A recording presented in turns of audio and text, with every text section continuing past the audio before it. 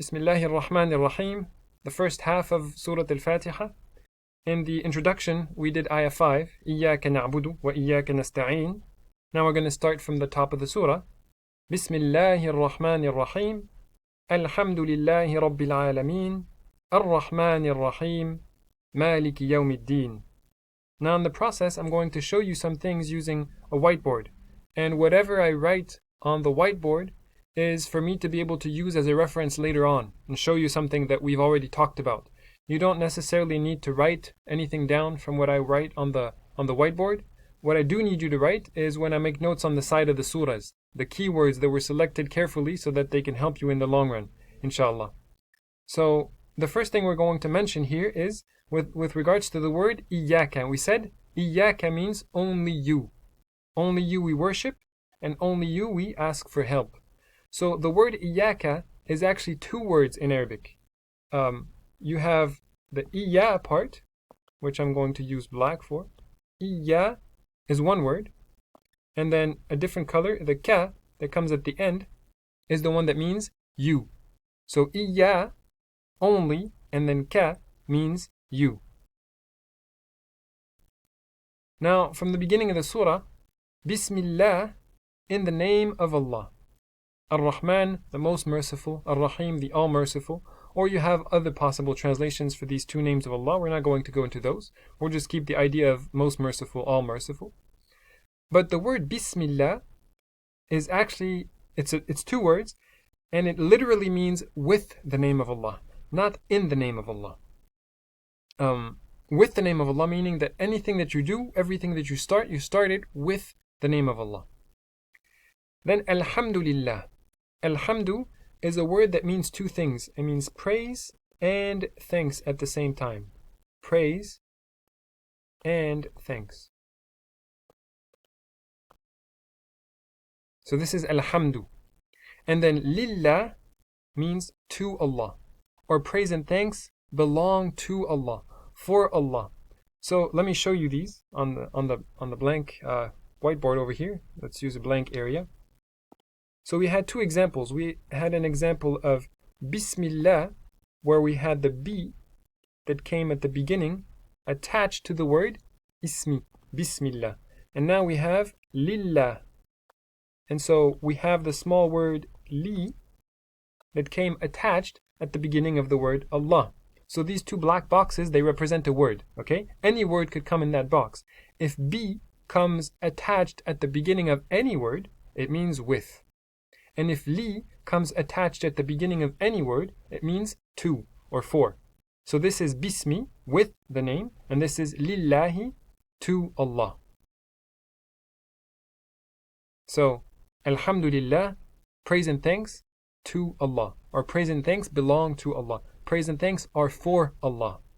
Rabbil Alameen, the master or the Lord of the universe. Something very important I need to show you here. Let's go up. So we had this one over here. Let's talk about these two boxes here. So in the first chapter, this is going to be a refresher from the first chapter. Something that we talk about is tanween and al, or alif lam. This is the topic over here. So any word in Arabic, those two boxes here, they represent a word in Arabic again. A word in Arabic will either have al at the beginning, or it will have a tanween at the end. Now the tanween could also be a tanween kasra. So the black one is up here. This is and this is in. And the third option is that it could be an. And when it is this fathatain, the tanween fatha, an, the n sound, it'll most of the times also have an alif that we don't pronounce. It's just there to accompany the fathatain, the tanween fatha.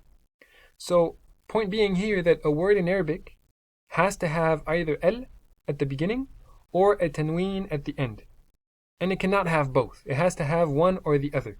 And generally speaking, most of the times, a word that has al at the beginning is going to mean the and whatever that word is in the box. And a word that has a tanween at the end, generally speaking, is going to mean a and then whatever is the word in the box. Now I'm saying generally speaking because in English many times we don't use the word a or the word the. For example, when you say it's hot outside, the word hot in Arabic would have to have either el or tanween, and the word outside would have to have either el or tanween. But in English we say it's hot. We don't say it's the hot or it's a hot. And we say outside. We don't say the outside nor a outside. So many times in English we don't use the article, the a or the. But in Arabic it always has to be there. Okay? If it's not there, it means something different. If you have a word that doesn't have el at the beginning, and it also doesn't have a tanween at the end, then what you're going to do is that in translation, you're going to drop the word of right after that Arabic word. Let's see an example here. Rabbil Alameen. The word Rabb doesn't have el at the beginning, nor does it have a tanween. So in translation, we're going to drop the word of right after this special case, this special word that doesn't have el and also doesn't have a tanween.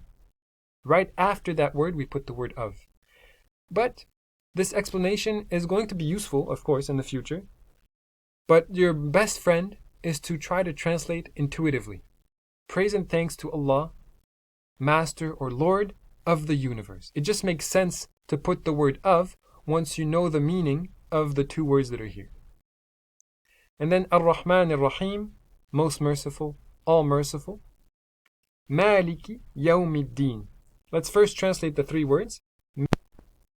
Malik means owner.